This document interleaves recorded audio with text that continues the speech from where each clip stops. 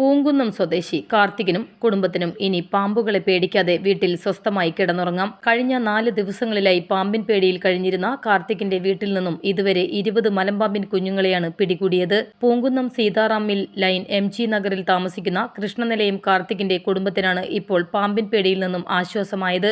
വീട്ടുമുറ്റത്തുണ്ടായിരുന്ന മരത്തിന്റെ വിണ്ടുകീറിയ തറയിൽ നിന്നാണ് വിരിഞ്ഞിറങ്ങിയ പാമ്പിൻ കുഞ്ഞുങ്ങൾ ഒന്നൊന്നായി പുറത്തു വന്നിരുന്നത്.